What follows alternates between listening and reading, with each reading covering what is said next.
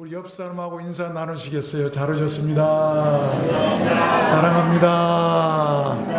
예, 한번 또 이렇게 해볼까요? 사랑합니다. 자, 계속 비비면서 하겠습니다. 비비면서 사랑합니다. 오늘은 한 가지 더 이렇게 비비면서 사랑합니다. 감사합니다.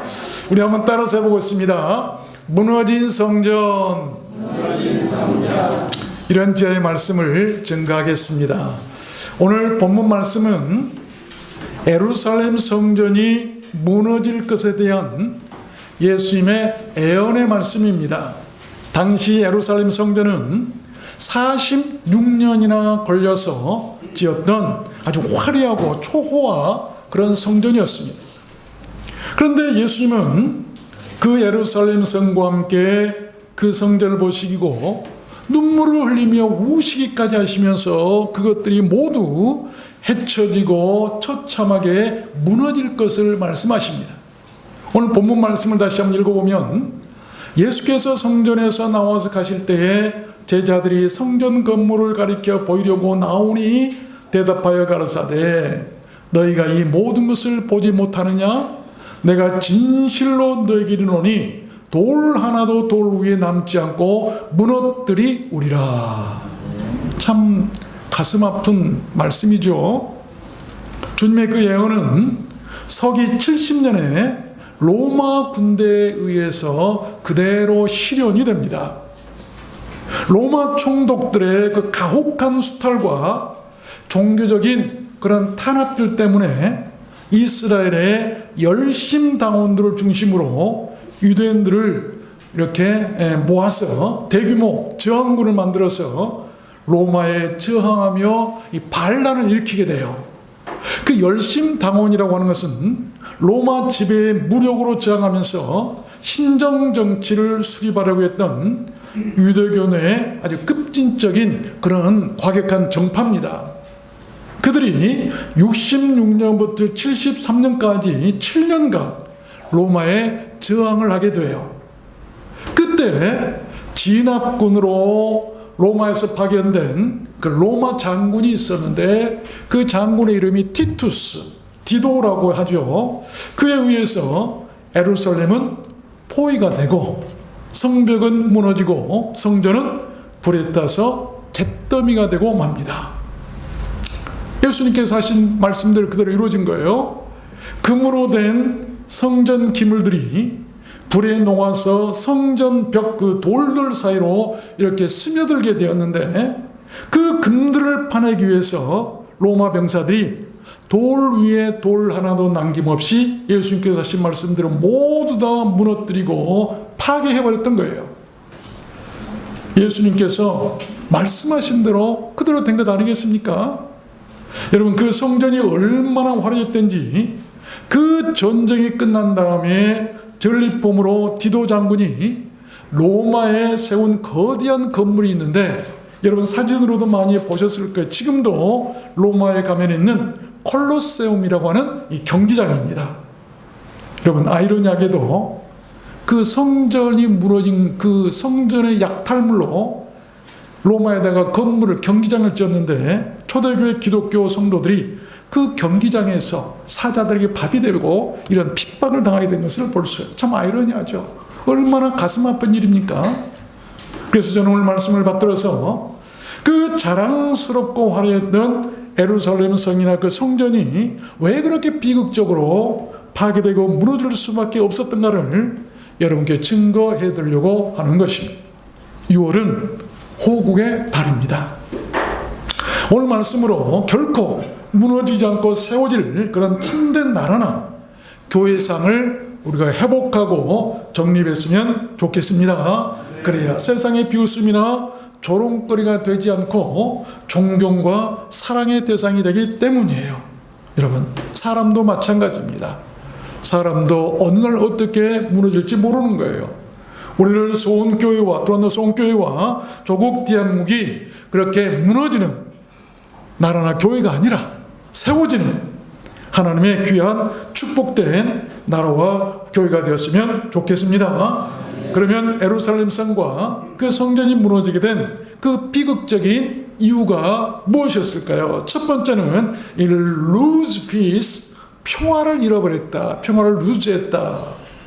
누가복음 19장 41절 보니까 가까이 오사 성을 보시고 우시며 가라사대 너도 오늘날 평화에 관한 일을 알았다면 좋을 뻔하였거니와 지금은 네 눈에 숨기었도다. 네 눈에서 분실되었고 사라졌고 유지하지 못했고 방향을 잃어버렸고 실패했다라고 한 말이에요. 날이 이를지라 네 원수들이 토성을 쌓고, 이걸 로마 군대를 얘기합니다. 너를 둘러 사면으로 가두고 또 너와 및 그 가운데 있는 네 자식들 땅에 메어치며 돌 하나도 돌 위에 남기지 아니하리니 이는 권고받는 날에 나를 권고받는 날을 네가 알지 못함이니라라고 말씀하셨는데, 권고받는 날이라고 하는 것은 하나님께서 애정으로 돌보신 날을 얘기해요. 하나님께서 애정을 가지고 예루살렘과 성전을 그렇게 돌보셨는데 너희들이 왜 그것을 잊었느냐 이 말이에요.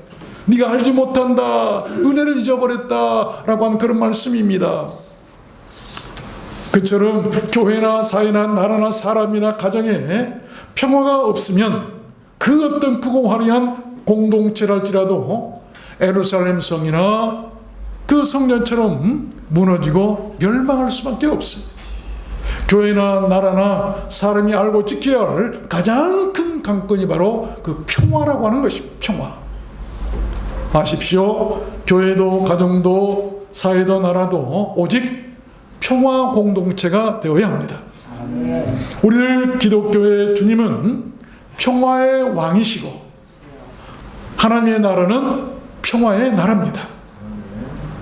그렇다면 교회도 평화로운 교회가 되어야 될 것이고 그의 성도들도 평화로운 사람이 되어야 되는 거예요. 평화가 없는 공동체된다면 그것은 마귀 공동체에 지나지 않을 것입니다. 여러분, 우리가 평화의 사람이 되어야 합니다. 평화나 은혜가 없다면 그 사람은 늘 불안과 불만과 의심과 원망들로 가득 찰 수밖에 없을 것입니다. 그래서 하루에도 몇 번씩이나 마음이 찢기고 무너질 거예요. 무엇이 여러분 마음을 지배하고 있습니까? 에레미야 9장의 말씀에 보면 그들의 여는 죽이는 살이라. 평화가 없는 사람은 그 말이 나오는데 그 말이 사람을 죽이는 화살과 같다. 거짓을 말하며 입으로는 그 이웃에게 평화를 말하나 중심에는 해를 도모하는도다. 내가 어떻게 처치할꼬? 하나님께서 평화하지 못하고 겉으로는 평화로운 척하지만 중심에 남에게 해를 끼치는 사람을 하나님께서 뭐라고 얘기하셨냐면 내가 저들을 어떻게 처치할꼬? 무서운 말씀, 심판하시겠다고 하는 말씀이에요. 이사야 52장에도 보면 평화를 공포하며 하나님이 통치하신다는 자의 산을 넘는 발이 어찌 그리 아름다운고. 그리스도에 대한 애언이죠. 평화의 발, 그 소식을 가지고 평화롭게 오시는 그리스도의 그 모습이 얼마나 아름다운가라고 한 말씀이에요.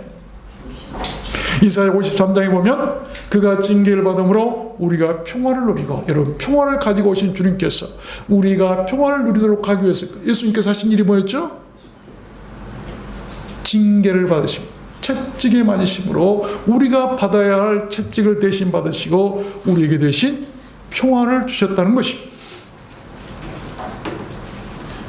레위기 26장에도 보면 그 땅에 평화를 줄 것인즉 너희가 누구나 너희를 두렵게 할 자가 없을 것이며.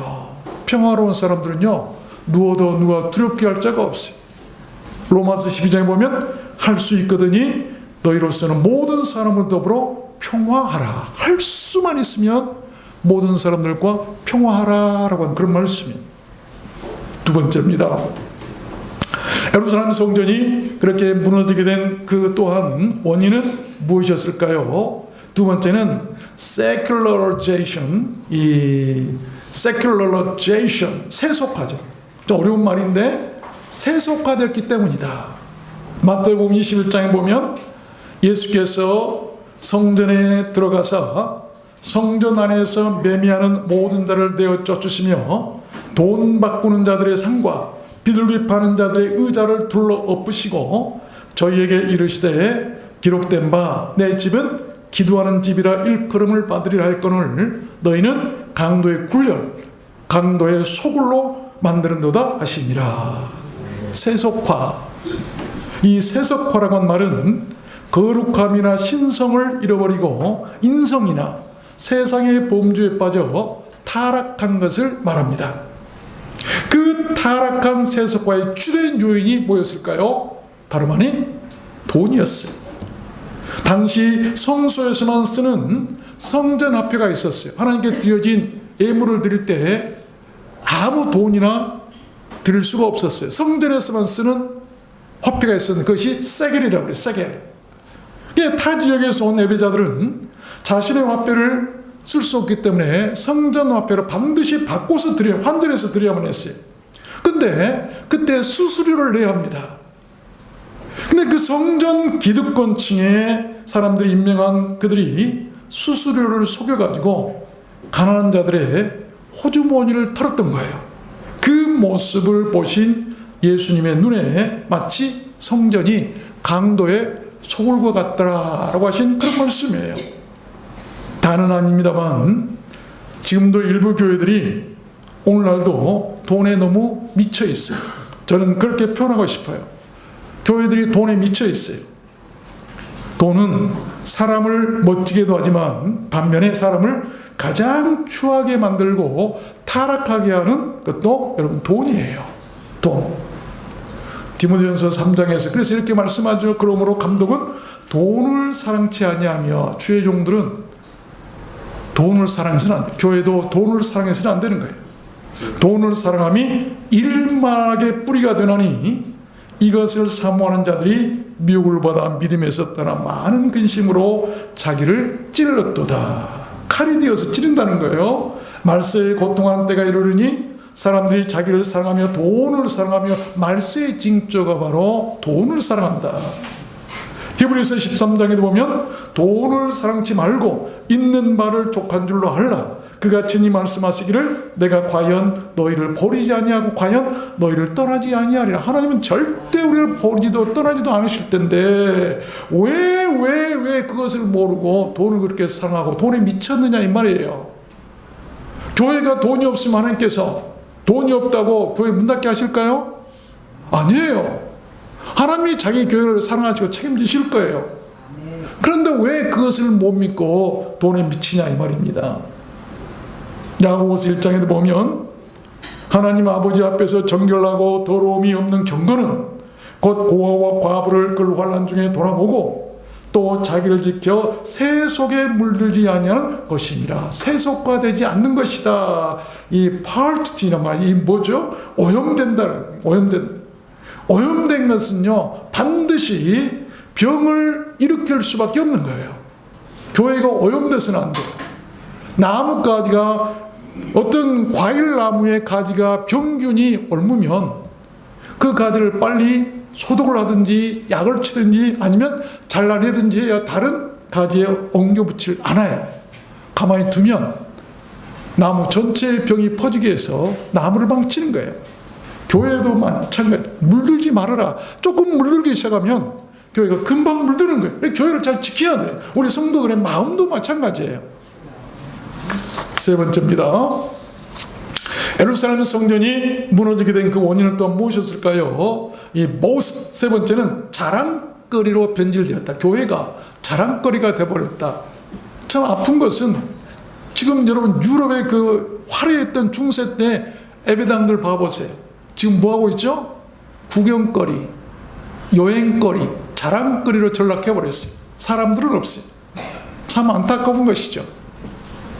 마가복음 13장 1절을 보니까 예수께서 성전에서 나가실 때에 제자 중 하나가 가르쳐 선생님이여 보소서 이 돌들이 massive stones 아주 크고 이 무거운 돌들이 어떠하고 이 건물들이 magnificent 이 buildings 아주 아주 웅장하고 화려한 이 빌딩들이 어떠합니까? 그러니까 예수님께서 대답하십니다. 네가 이 큰 건물들을 보느냐? 돌 하나도 돌 위에 남지 않고 다 무너뜨려지리라. thrown down, 내 던지듯이 내 동댕이 쳐질 것이다라고 하는 아주 격한 그런 표현이에요. 누가복음 21장에 보니까 어떤 사람들이 성전을 가리켜 이 beautiful stones, 아주 아름다운 돌들과 헌물, 이 많은 헌금들로 꾸며진 것을 말했어요. 그때 예수님께서 하신 말씀이 또 나오죠. 너희 보는 이것들이 날이 이르면 돌 하나도 돌 위에 남지 않고 다 무너뜨리우리라. 여러 번 성전이 무너질 것에 대해서 예수님께서 말씀하셨어요. 실제로 예수님께서는 이 세상에 계실 때 그 능력이 많고 못할 것이 없으신 하나님 주님께서 성전 예배당 하나도 짓질 않으셨어요. 요한일서 2장에 보면 이 생의 자랑은 다 아버지께로 쫓아온 것이 아니요 세상으로 쫓아온 것이라. 자랑거리는 하나님께로 온 것이 아니에요. 다 세상으로 쫓아왔다. 헛된 것들이다. 여러분, 교회 세계에서 제일 크다고 자랑하는 것, 그것처럼 헛된 것이 없어요. 부러워하지 마세요. 고린도서 3장에 보면 누구든지 사람을 자랑하지 말라. 누구든지 사람을, 여러분 목사들 자랑하지 마세요. 저 자랑하지 마세요. 어떻게 받아들여야 할지 아멘을 안 하시니까. 보면은 뭐 누구 우리 교회 목사님 자랑하고 세계 멋진 목사님 여러분 자랑할 거 하나 없어요. 다 세상에서 쫓아 나온 것들이에요. 야고보서 4장에 보면 너희가 헛하는 것을 자랑하니 이러한 자랑은 다 악한 것이니라. 허무한 것들 다 악한 것들이다. 자랑하는 것들은 다 악한 것들이다. 여러분, 세계 제일 1등 부자가 누군 줄 아세요? 세계에서 가장 큰 부자가 누굴까요? 테슬라의 CEO인 일론 머스크라는 사람입니다. 잘 아시죠? 그런데 그 돈 자산이 얼마냐면 1250조. 상상이 안 되죠? 1250조. 근데 최근에 그의 그 실제 사는 집 내부가 공개되었어요. 화려한 수영장도 고급 가구 하나도 없는 책 몇 권과 로켓 모형 하나만 딸랑 놓인 10평짜리 10평짜리입니다. 10평쯤 되는 우리나라 돈으로 약 7,500만 원, 1억도 안 되는 그 임대주택에서 산답니다. 그러면서 그의 꿈은 인류가 장차 미래에 화성으로 이주해서 살게 하는 것이래요.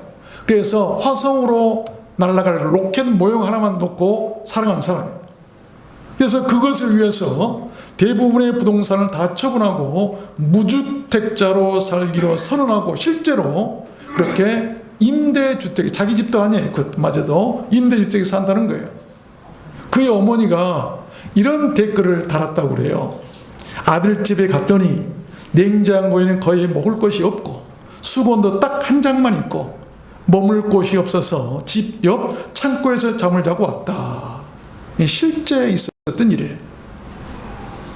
교회는 건물이나 크기의 자랑거리가 되어서는 안 됩니다. 그것은 우상이에요. 우상을 섬기고 있는 거예요. 그래서 예수님은 예루살렘 성전을 무너뜨리셨어요. 우상으로 있기 때문에. 그 성전 때문에 누가 안 보였죠? 예수님이 안 보인 거예요. 그 돌들, 그 아름다운 화려한 성전만 보이지 예수님이 안 보였던 것이죠. 그래서 시편 20편에 보면 혹은 병거 혹은 말을 의지하는 우리는 여호와 우리 하나님의 이름을 자랑하리로다. 그 성호를 자랑하라. 말을 의지하고 힘을 자랑하고 돈을 자랑하고 건물을 자랑하는 것이 아니라 누구를? 하나님을 자랑해야. 그 성호, 그 이름을 자랑하라. 글로리란 말을 썼는데 그 이름의 영광을 돌려라 라고 하는 말씀. 마지막 네 번째입니다.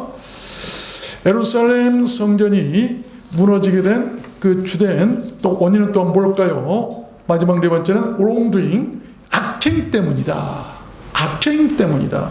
나쁜 짓과 비행이나 범죄들을 말하죠. 누가복음 19장 47절 보니까 예수께서 날마다 성전에서 가르치시니 대제사장들과 서기관들과 백성의 두목들이 그를 죽이려고 꾀하되. 악행이죠.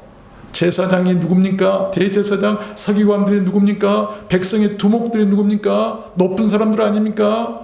그 예수님을 죽이려고 어디에서 성전에서 꾀한다. 이 꾀한다라고 말은 trying, 괴롭게 하고 지치게 하고 참기 어렵게 만들고 화나게 하고 해롭게 하고 스트레스 받게 한다라고 하는 그런 말이에요.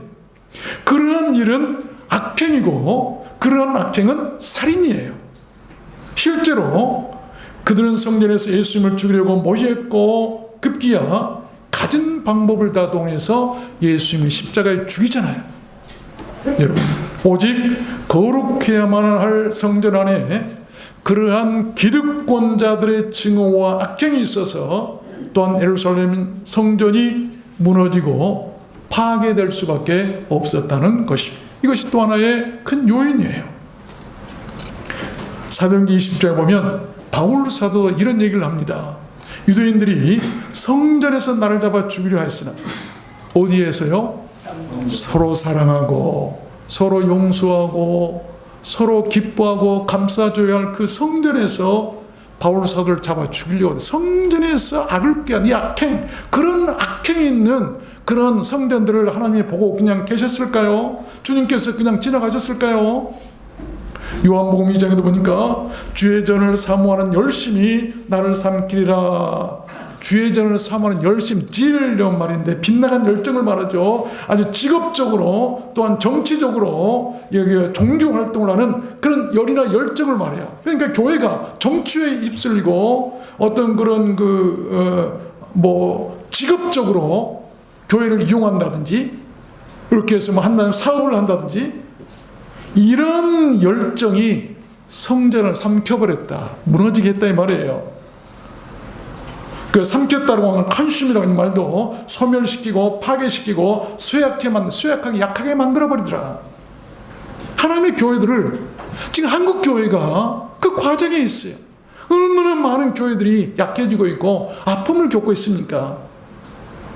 에레미야 21장에 보니까 너희의 악행을 인하여 내 노가 불같이 일어나서 사르리니 능히 끌 자가 없으리라. 내가 너희의 악행을 인하여 너에게 보응하리라. 너희 악행에서 돌이키라. 그리하면 내가 재앙을 내리려 하던 뜻을 돌이키리라. 악행을 그쳐라. 요한복음 2장에도 보니까 예수께서 가라사대 너희가 이 성전을 헐라 내가 사흘 동안에 일으키리라. 예수는 성전된 자기 육체를 가리켜 말씀하신 것이라. 예루살렘 성전을 헐어라. 이것 때문에 안 된다. 이것 때문에 하나님의 영광이 가려지고 이것 때문에 복음이 안 증거되고 이것 때문에 예수가 가려지니 이것을 헐어라. 내가 다시 3일 만에 세우겠다. 그 3일 만에 세우겠다고 하는 성전이 뭐죠? 주님의 몸이에요. 그러므로 새로운 성전은 주님의 몸이에요. 그래서 예수님께서 성전 하나도 안 지으셨어요. 여러분, 성전은 어떤 성전입니까? 눈에 보이는 성전들입니까? 허물어질 성전, 이런 것들은 바로 죽을 몸을 믿고 있는 거예요.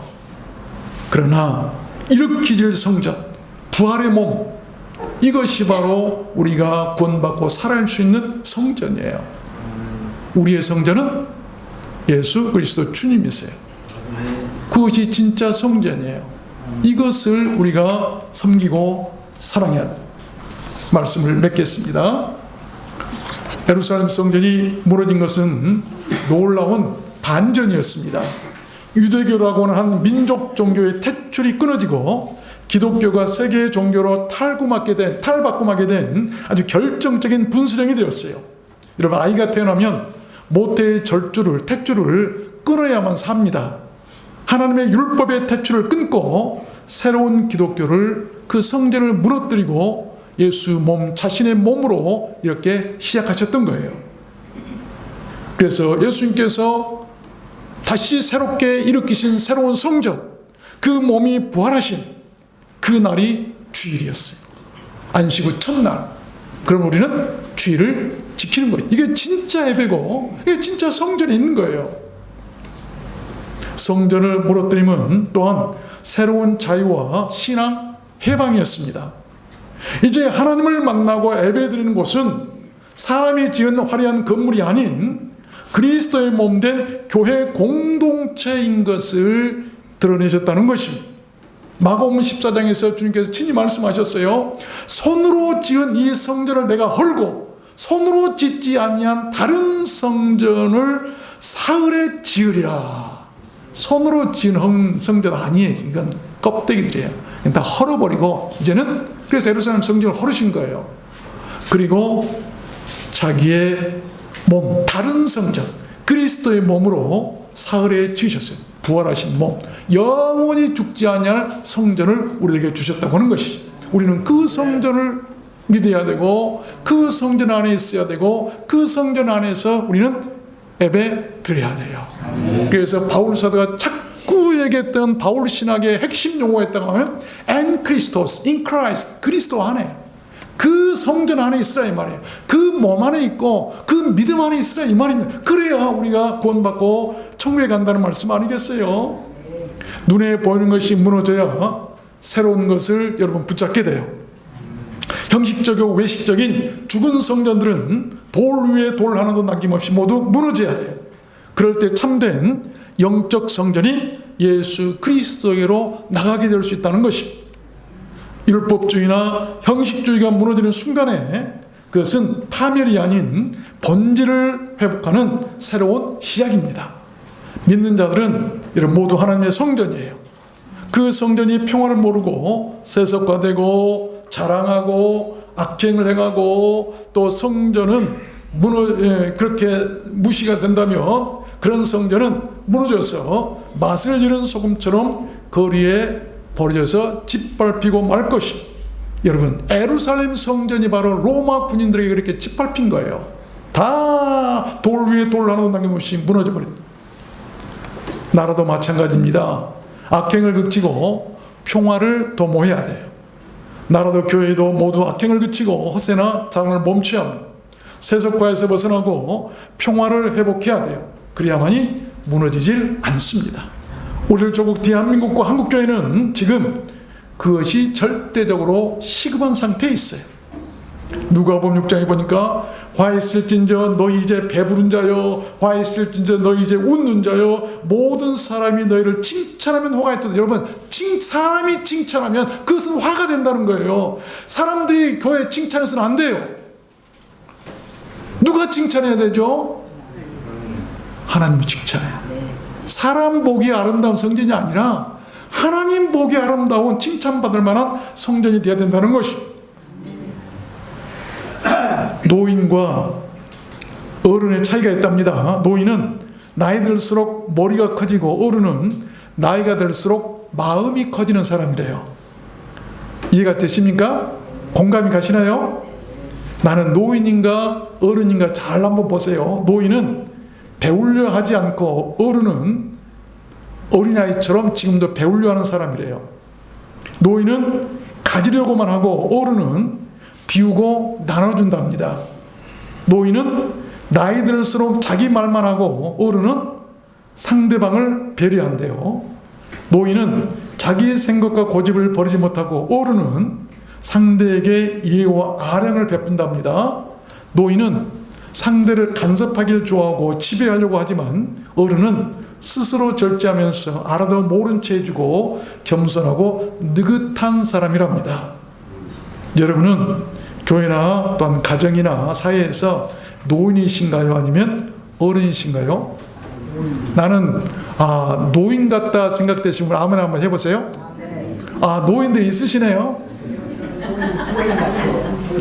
다음, 나는 어른 같다 생각하시는 분 한번 아멘 해보세요.